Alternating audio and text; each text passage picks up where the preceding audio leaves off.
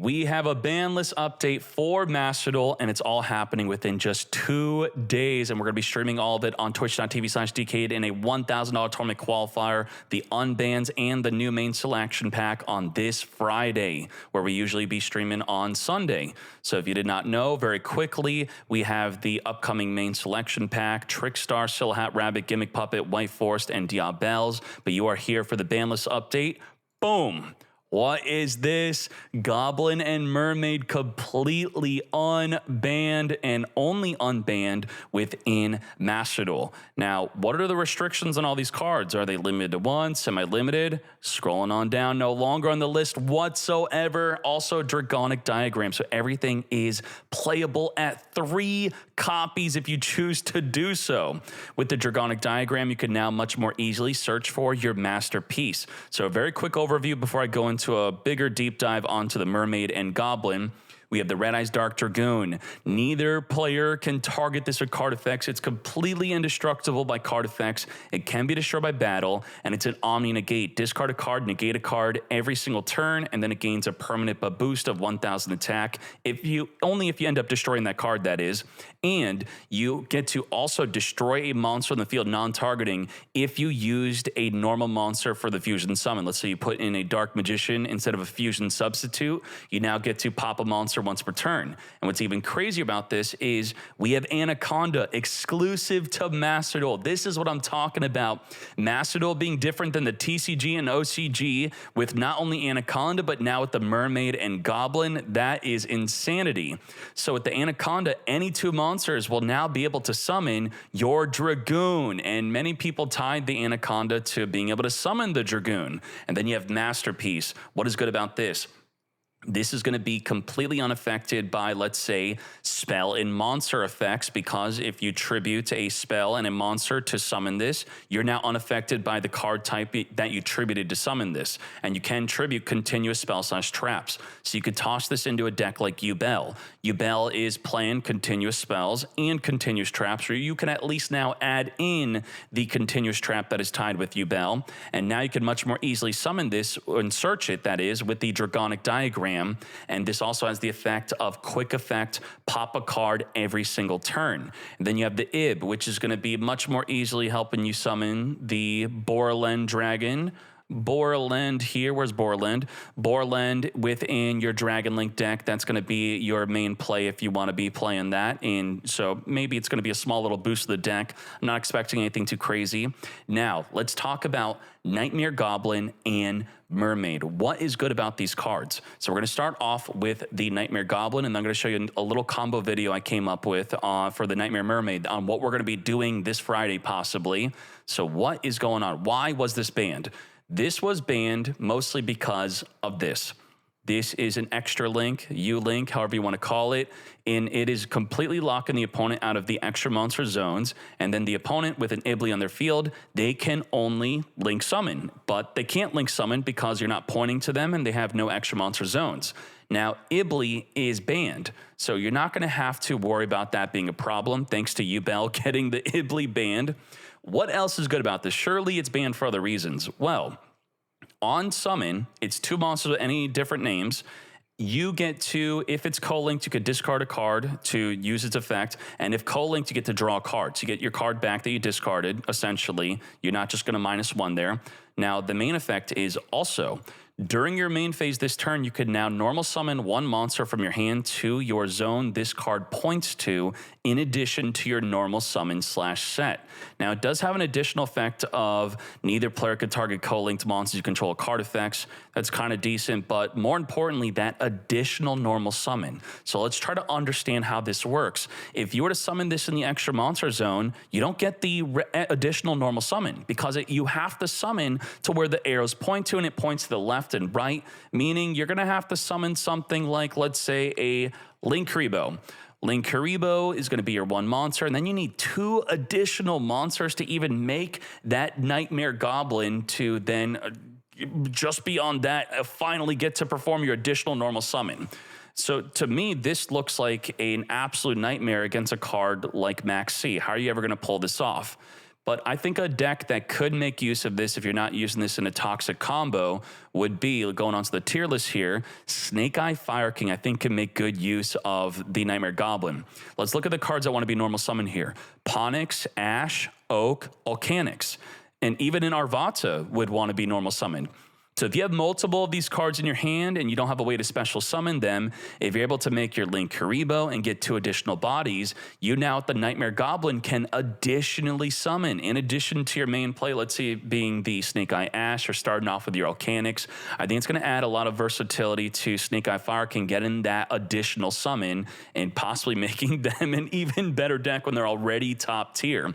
I think also if you get disrupted, it's going to be good for you to fall back on making a Goblin. Again, if you have enough bodies in the field, because it has to be in the main monster zone, not the extra monster zone. So it's not as good as, let's say you get disrupted, then you make a Hida, steal the Ash Blossom, then pop off from there. But still, being able to additional normal summon, with the normal summons being immensely powerful, like the Volcanix, Ponyx, Ash, and the Oak, with crazy good effects. Now, that's pretty much it I have on the Goblin. Let's move on to the more exciting card, the Nightmare Mermaid. Holy moly, what is going on here? Let's bring this up. Let's pop this out. I have a combo video to show you. If this card is linked summon, you could discard a card, special summon a Nightmare monster from your deck. Then if this card was co-linked, you get to draw a card. All the Nightmare monsters have that effect. Now you may be thinking, oh, okay, 1 monster, link 1, then get special summoning. The problem with that is if we type in Nightmare, the monster that we could normal summon was Ibli. Ibli's now banned. So maybe, oh, this card's now fine because of Ibli. The thing about Nightmare Mermaid is it's not broken because of Ibli. It's actually broken because of 2 cards. It's broken because of Orcus Nightmare, and it's also broken because of Rusty. Rusty being the main one, I would say, because what happened is that Nightmare Mermaid came out first, and then the Rusty came out afterward. Then Rusty had to get banned very quickly because the combo with them were too broken. And then they decided to ban Mermaid and then unban Rusty. Well, now we have both. So allow me to showcase you a combo on why these 2 are quite broken. Now, it's important to note if you want to make use of these cards in your deck, which you could put into any deck, except there's a restriction. And that restriction is going to be you cannot special summon except dark monsters. So it's going to be a dark monster deck only. So let's see real quick. Let's type in dark. What are some dark monster decks that you could use this in? I guess a Bestial Focus, Bestial, Trudea. Oh, okay, Yubel. Yubel's a lot of dark monsters, so Yubel is something that you definitely want to be using this in, possibly. Wait, that's great. Hold up. I was just thinking about this now. Snake Eye Fire King gains the Goblin, and Yubel is now going to have Orcus in it. Oh my goodness. I guess it does screw up the Shavara, so you're going to have to choose between Unchained and this Orcus combo, but maybe the Orcus combo is better. So let's showcase that to you right now. Do you see yourself playing this? All you have to do is get 2 bodies on the field. So we're going to use a 1-card combo here, which will be the, let's say, the Armageddon Knight, send from the deck of Destrudo. This does not matter. It's just any 2 monsters. Once we have the 2 monsters, we can now make a Link 2.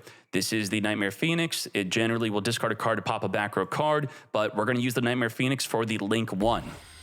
Now we can make that Nightmare Mermaid. Summon from the deck by discarding a card. You do have to discard to then summon the Orcus Nightmare. Now we're going to link this off into the Galatea. Then we're going to Orcus Nightmare, send from the deck to the grave an Orcus Harp Horror.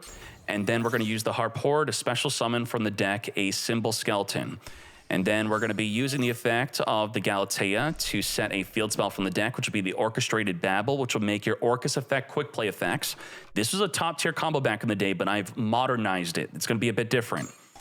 All right, flip it up. We make the Rusty. Rusty's going to set up a Fog Blade, which is a monster negate, and more than one is activatable. Oh, wait, you can only use that effect. Yeah, the first effect of being able to negate a monster is more than once per turn because we can get a second copy right now. We also got a Cloak into the graveyard from the deck. We're going to banish the cloak, search for the boots, and then we're going to use the symbol skeleton, special summon the Galatea, link over, I should say Dingirsu over. And what this does is on summon, you can non-target send a card your opponent controls to the graveyard, and due to the field spell and the combat skeleton, I say combat symbol skeleton, it's musical, not combat, it's going to have the quick effect of being summonable during the opponent's turn to then, on their turn, send a card they control to the grave without targeting. But the other effect is on summon, it's going to equip. It also has an additional effect of if your card would be destroyed, any card you control would be destroyed, you could detach a material instead. So if you have the material still on it, you leave it on the field, it could protect you from, let's say, a lightning storm. That could be something. And now we have Anna freaking Conda, which is on, I should say, not unbanned. We've had it for a while. Now, what are we doing with this? First, we're going to grab the Fog Blade for the double monster negate if we want to. And then we get Anaconda go into a Dragoon. So off of this play, let's say we'd have additional cards because it was our very first turn. We only discarded one card for this combo. But I will keep the Fog Blade in the hand just to show you that with just this combo, you have this play. We should have, in a regular combo with our regular opening hand, 2 Fog Blades, so that's 2 monster negates. We then have the Skeleton, which could reborn the Dingirsu, which will non-target send a card on the field to the graveyard. That's 3 disruptions. That will also trigger the Rusty. When you summon the Dingirsu to where this is pointing to, it will activate to pop any card on the field, so that's now 4 disruption. And then you have Dragoon, which is 5 disruptions, being able to negate anything. What if you don't want to play Dragoon? Well, instead of the Anaconda, you could have instead summoned something like a Little Knight to be your extra disruption, and that would have been fine. So, you know, I'm being a bit funny with this, but let's see what happens here very quickly. It's just a regular computer. They're going to normal summon. I'm going to show you the Dingirsu. We're going to combat Skeleton. Again, combat. We're going to be reborn the Dingirsu, and we're going to trigger the Rusty. We would want to pop a card they control, but there's nothing to pop, so I'll just pop myself. And then we have the Dingirsu, send their card, and then we have the Fog Blade, negate a monster. I'm going to use Dragoon to negate our own card. Not that you would actually do this.